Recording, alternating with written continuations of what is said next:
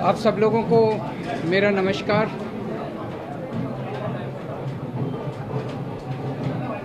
आज supreme court का जो ऑर्डर आया है ये कई मायनों में बहुत ही ऐतिहासिक ऑर्डर है।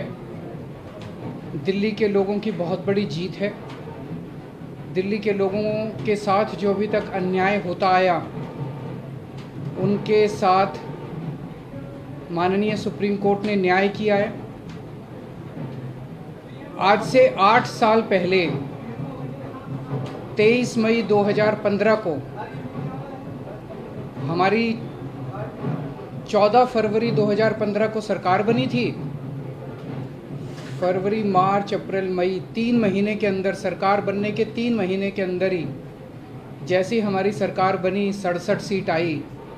3 महीने के अंदर ही प्रधानमंत्री जी ने एक आदेश पारित करवाया केंद्र सरकार से कि दिल्ली के सर्विसेज के मामले अब दिल्ली की मुख्यमंत्री के पास नहीं रहेंगे, वो एलजी के पास रहेंगे या केंद्र सरकार के पास रहेंगे। इसका क्या मतलब हुआ? इसका मतलब ये हुआ कि दिल्ली सरकार में काम करने वाले जितने भी ऑफिसर हैं, जितने भी कर्मचारी हैं, ऊपर से लेके नीचे तक, आईएएस अफसर से क्लास ए से लेके क्लास 4 कर्मचारी तक, चपरासी तक, सारे कर्मचारियों की ट्रांसफ़र पोस्टिंग, उनकी डिसिप्लिनरी प्रोसीडिंग्स, नई अपॉइंटमेंट, पोस्ट क्रिएट करना, पोस्ट एबॉलिश करना, पक्के करना, ये सारा जो है ये अब दिल्ली की चुनी हुई सरकार के पास नहीं होगा।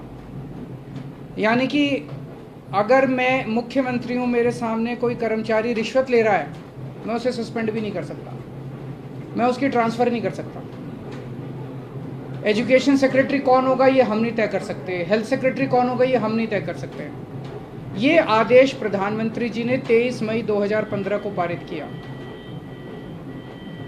8 साल हो गए।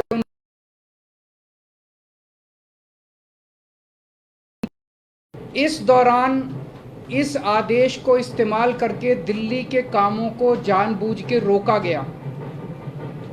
हम दिल्ली में स्कूल अच्छे करना चाहते थे तो वो जानबूझ के ऐसा एजुकेशन सेक्रेटरी बिठाएंगे जो कि काम ना करे। हम अगर मोहल्ला क्लिनिक बनाना चाहते हैं तो जानबूझ के ऐसा हेल्थ सेक्रेटरी बनाया जाएगा जो कि काम ना करे। जानबूझ के ऐसा फाइनेंस सेक्रेटरी बिठाया जाएगा जो हर चीज़ के अंदर अड़ंगा अड़ाए। तो इसको इस्तेमाल करके दिल्ली के हर काम को रोका गया। एक तरह से मेरे दोनों हाथ बांध दिए गए पीछे और मुझे नदी में फेंक दिया गया कि अब तैरो। ये तो ऊपर वाले का शुक्र है कि दोनों हाथ बंधे हुए होने के बावजूद भी हम किसी तरह से तैरते रहे और ऊपर वाला हमारा साथ देता रहा। इन सारी कठिनाइयों के बावजूद दिल्ली के अंदर हम लोगों ने इतना शानदार काम किया पिछले 8 साल के अंदर। तो आप सोच सकते हैं कि अगर हमारे पास पूरी पावर होती तो हम कितना ज़्यादा काम कर सकते थे। आज हम सुप्रीम कोर्ट के जस्टिस चंद्रचूड़ के जो और 4 जजेस हैं उस बेंच में, संविधान पीठ में, उन सब के तहे दिल से शुक्रिया अदा करते हैं कि उन्होंने हमारे साथ न्याय किया। मैं दिल्ली की जनता को केवल नहीं देना चाहता, बधाई देना चाहता हूं और उनका शुक्रिया करना चाहता हूं कि जो इतना लंबा संघर्ष था उस संघर्ष में दिल्ली की जनता ने मेरा साथ दिया। दिल्ली की जनता के साथ के बिना मैं कुछ नहीं कर सकता था। आज जो ये इतनी बड़ी जीत हुई है ये उन्हीं के आशीर्वाद, दिल्ली की जनता के आशीर्वाद और उनके साथ का, उनके सहयोग का नतीजा है। कदम कदम पे उन्होंने मेरा साथ दिया दिल्ली की जनता ने। अब हमें एक बहुत बड़ा मौका मिला है। दिल्ली का काम जो है अब ये 10 गुना स्पीड से होगा। आज के आदेश के बाद बहुत बड़े बड़े काम होंगे अब दिल्ली के अंदर जो सोच भी नहीं सकते। सबसे इम्पोर्टेंट है हमें एक ऐसा प्रशासन देना है दिल्ली के लोगों को जो कि रेस्पॉन्सिव हो, जो कि जनता की ज़रूरतों के प्रति सिंपैथेटिक हो, कंपैशनेट हो। तो अगले कुछ दिनों के अंदर आप देखेंगे बहुत बड़ा प्रशासनिक फेरबदल होगा। कई सारे ऑफिसर्स को, कर्मचारियों को ट्रांसफ़र किया जाएगा इस आधार पे कि उन्होंने अभी तक कैसा काम किया। कुछ ऐसे ऑफिसर्स हैं, कुछ ऐसे कर्मचारी हैं जिन्होंने पिछले कुछ महीनों में, 1-1.5 साल में दिल्ली की जनता के काम रोके। कुछ ऐसे ऑफिसर्स हैं जिन्होंने दिल्ली में मोहल्ला क्लिनिक में दवाइयां बंद करा दी, अस्पतालों के अंदर दवाइयां बंद करा दी, जल बोर्ड की पेमेंट रोक के कई जगह पानी बंद करा दिया। ऐसे कर्मचारियों को, ऑफिसर्स को चिन्हित करके उनको अपने कर्मों का फल तो भुगतना पड़ेगा। लेकिन बहुत सारे ऐसे कर्मचारी और ऑफिसर्स हैं जो बहुत घुटन महसूस कर रहे थे, ईमानदार लोग हैं, काम करना चाहते हैं। उन सारे कर्मचारियों को, उन सारे ऑफिसर्स को मौका मिलेगा काम करने का। उन सबको जो डेडवुड है, जो करप्ट हैं, जो इनएफिशिएंट हैं, उनको अच्छी पोस्टों से हटा के साइड किया जाएगा और जो अच्छे हैं, एफिशिएंट हैं, ईमानदार हैं, रिस्पॉन्सिव हैं, कंपैशनेट हैं, उन लोगों को, उन सारे अधिकारियों को और कर्मचारियों को मौका दिया जाएगा कि वो दिल्ली की जनता की सेवा कर सकें। सारे प्रशासनिक सिस्टम को भी दुरुस्त किया जाएगा। ये सारा सिस्टम भी सड़ा गला सिस्टम है। ऐसा सिस्टम बनाया जाएगा जो जनता के प्रति जवाबदेह हो और जनता के लिए रिस्पॉन्सिव हो, जनता की ज़रूरतों के प्रति रिस्पॉन्सिव हो। तो व्यवस्था के अंदर जितनी कमियां हैं, इन सारी कमियों को दूर किया जाएगा। तो पूरे सिस्टम को और ऑफिसर्स को और कर्मचारियों को जनता के प्रति जवाबदेह बनाया जाएगा और जनता के लिए रिस्पॉन्सिव बनाया जाएगा। एक लीन एंड थिन गवर्नमेंट तैयार की जाएगी। Lean, thin, responsive, compassionate and accountable government. ये हम चाहते हैं। दिल्ली, जैसे दिल्ली ने पूरे देश को शिक्षा का मॉडल दिया, हेल्थ का मॉडल दिया, अब एक ऐसे गवर्नेंस का, एडमिनिस्ट्रेशन का मॉडल हम जनता के सामने रखेंगे, पूरे देश के सामने रखेंगे। मैं देखता हूं कि कई ऐसी पोस्ट्स हैं जिनकी ज़रूरत नहीं है। उनमें कोई भी कर्मचारी या अधिकारी बैठ के जनता की 4 अड़चनें ही लगाता है। अगर वो ना रहे तो ज़्यादा अच्छा रहेगा। तो ऐसी पोस्ट्स को चिन्हित करके या तो उन्हें खाली छोड़ा जाएगा या उन्हें अबॉलिश कर दिया जाएगा। जहाँ जहाँ ज़्यादा पोस्ट्स की ज़रूरत है वहाँ ज़्यादा पोस्ट्स क्रिएट की जाएंगी। जहाँ जहाँ लोगों को ज़रूरत है वहाँ ज़्यादा पोस्ट, जैसे अब इतने मोहल्ला क्लिनिक बना रहे हैं, तो जब डॉक्टर्स की ज़रूरत है, पैरामेडिक्स, वहाँ और क्रिएट किए जाएंगे। तो अभी तक हम लोगों ने स्कूल, अस्पताल में एक मॉडल दिया। अब पंजाब के अंदर हम एक अच्छे लॉ एंड ऑर्डर, कानून व्यवस्था लागू कर रहे हैं। उसी तरह से दिल्ली अब कुशल प्रशासन का एक मॉडल पूरे देश के सामने देगा। मैं एक बार फिर से दिल्ली की जनता का बहुत बहुत आभार व्यक्त करना चाहता हूं, जिन्होंने पूरे संघर्ष में हम लोगों का साथ दिया। अगर हैं जी, बिल्कुल होगी। सर्विसेज आने के बाद हम नई पोस्ट क्रिएट कर सकते हैं, पुरानी पोस्ट से अबॉलिश कर सकते हैं, कुछ भी कर सकते हैं। एसीबी अभी चुनी हुई सरकार के पास नहीं है, लेकिन विजिलेंस अब आ गया है। तो जो लोग अगर गलत काम करेंगे, भ्रष्टाचार करेंगे, कानून के हिसाब से काम नहीं करेंगे, उनके ऊपर विजिलेंस की कार्रवाई, डिसिप्लिनरी प्रोसीडिंग्स, विजिलेंस प्रोसीडिंग्स की जा सकती हैं। सर शाम को आप एलजी साहब से मिलने जा रहे हैं, उसमें क्या बातचीत होने की संभावना है? क्या आप अब करेंगे कि वो अब और किसी प्रकार का अड़ंगा ना लगाए? और सुप्रीम कोर्ट ने जो निर्देश दिया, उनसे आशीर्वाद लेने जा रहा हूँ। आपको लग रहा है कि ये पावर तो मिल गई है, पावर से ज्यादा जिम्मेदारी बढ़ गई है अब आपकी, क्योंकि अब तक आप बहुत सारी अड़चनें भी आपने बताई, लेकिन अब वो काम आपको कराना ही होगा। नहीं, जिम्मेदारी तो पहले भी थी, वो जिम्मेदारी विदाउट पावर थी। अब जिम्मेदारी विद पावर आ गई है। जिम्मेदार देखिए, जब भी जनता वोट देती थी तो वो तो यही कहती थी, जी हमने तो केजरीवाल को वोट दे दिया, अब केजरीवाल जाने पावर है कि नहीं है उसके पास।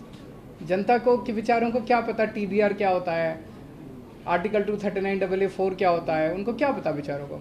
जनता तो वोट दे देती है, लेकिन हमारे पास पहले उन जिम्मेदारियों को पूरा करने की पावर नहीं थी, शक्ति नहीं थी। अब शक्ति दे दी है सुप्रीम कोर्ट ने हमें। पहले जो आपके काम है, अगर आप याद दिलाना चाहें, कौन सी ऐसी फाइल है जो की हुई है और कौन से ऐसे काम है जो आप करना चाहेंगे तुरंत? ऐसे बहुत सारे काम हैं जो पिछले कई सालों में अटके। पिछले 1 साल के अंदर तो आपने देखा कि किस तरह से पिछले साल लास्ट के महीने नवंबर तक आते आते मोहल्ला क्लिनिक के अंदर लैब टेस्ट्स बंद हो गए थे, दवाइयाँ बंद हो गई थी। जल बोर्ड जो है बजट, असेंबली ने बजट पास कर दिया, लेकिन कुछ ऑफिसर जो हैं वो बजट रिलीज़ नहीं कर रहे थे। हर डिपार्टमेंट का गला घोंट दिया गया था अफसरों को के ज़रिए, वो अब बंद हो जाएगा। अब जितने जो असेंबली के अंदर हम बजट प्रेजेंट करते हैं और जो जनता की बात रखते हैं, वो सारी चीज़ें अब हम कर पाएंगे। सर, अधिकारियों की मीटिंग आपने बुलाई है, बड़े अधिकारियों, क्योंकि कहा जाता रहा है कि एजी के जरिए अब तक सीएस काम करते रहे, तो क्या उन्हें मीटिंग के लिए आपने बुलाया? ज़रूर बुलाएंगे, अब आने वाले टाइम में मीटिंग्स तो होती रहेंगी। सर, अभी हाल के दिनों में बहुत सारे ऐसे फैसले एलजी ने लिए जो कि मतलब सरकार के अधिकारों का उल्लंघन करके खुद से लिए गए। क्या अब उन फैसलों को रिव्यू भी किया जाएगा? वो फैसले कई सारे गलत हैं, इनफैक्ट कई सारे तो सुप्रीम कोर्ट में पेंडिंग है। कल एल्डरमैन का केस आ रहा है सुप्रीम कोर्ट के अंदर, ट्यूसडे को डीआरसी के चेयरमैन की अपॉइंटमेंट का केस आ रहा है। फिनलैंड जो हमारे टीचर्स को नहीं जाने दिया, उसका केस सुप्रीम कोर्ट के अंदर पेंडिंग है। जब मेंशन ही किया था हमने ये केसेस तीनों, तो सुप्रीम कोर्ट की टिप्पणी काफ़ी तल्ख थी कि ये कैसे एलजी साहब रोक सकते हैं। एल्डरमैन की अपॉइंटमेंट बिल्कुल गलत हुई है। जो डीआरसी के चेयरमैन 4 महीने से फाइल एलजी साहब के पास पड़ी हुई थी, एलजी साहब ने अपॉइंटमेंट नहीं होने दी, तो हमें सुप्रीम कोर्ट जाना पड़ा। मुझे लगता है कि अब इतना सुप्रीम कोर्ट जाने की, हाई कोर्ट जाने की ज़रूरत शायद ना पड़े।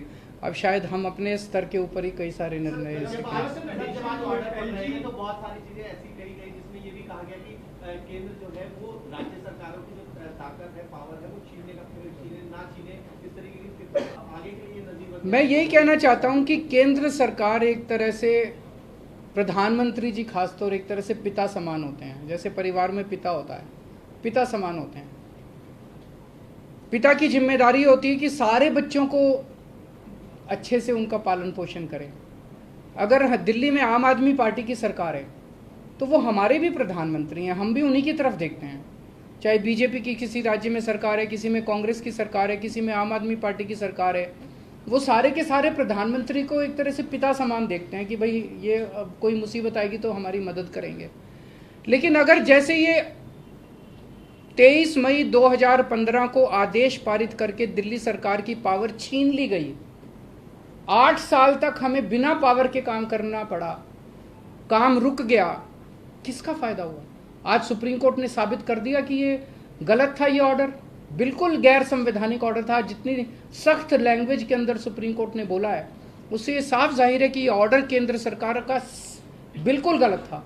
तो इतना गलत ऑर्डर उन्होंने पास किया, तो उसका मतलब तो यही था कि आम आदमी पार्टी की दिल्ली की सरकार को फेल करना उसका मकसद था, और तो कोई मकसद नहीं था। देश का तो भला नहीं हुआ, दिल्ली का तो भला नहीं हुआ, केवल और केवल लोगों का नुकसान हुआ। ये नहीं करना चाहिए। चुनाव में लड़ते हैं, राजनीति कर लो, चुनाव में एक दूसरे को जो बोलना है बोल लो, लेकिन चुनाव खत्म होने के बाद, चाहे कोई बीजेपी की सरकार है, चाहे कांग्रेस की सरकार है, आम आदमी पार्टी की, हम सबको मिलकर काम करना चाहिए। वो देखेंगे, अभी तो ऑर्डर है।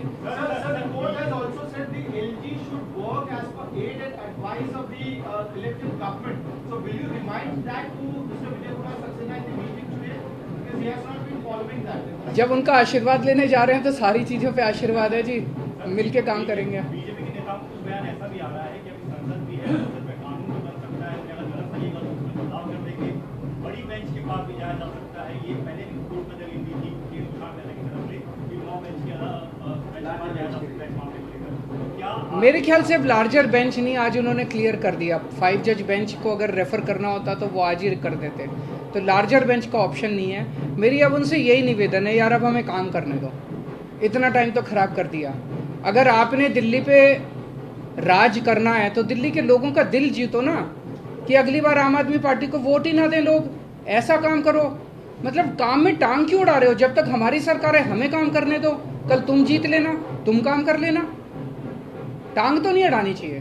सर, महाराष्ट्र का जो फैसला आया है, बस की फाइल आपने पहले भेजी थी, कुछ दिन पहले ही फाइल आप भेज चुके हैं, 2 फाइल लेटेस्ट आपने भेजी है, क्या आपका जवाब आ गया है या अभी आया नहीं? कानून के अंदर एलजी साहब के पास 7 दिन का टाइम होता है, तो वो भी मैं आज उनसे रिक्वेस्ट करूंगा कि 7 दिन में क्लियर करना चालू करें फाइलों। सर, महाराष्ट्र का जो फैसला आया है उसमें भी राज्यपाल की भूमिका को बहुत ही, मैंने उसको पूरा पढ़ा नहीं है, मैं अपना फैसला सुनने के बाद मैं थैंक यू सो मच।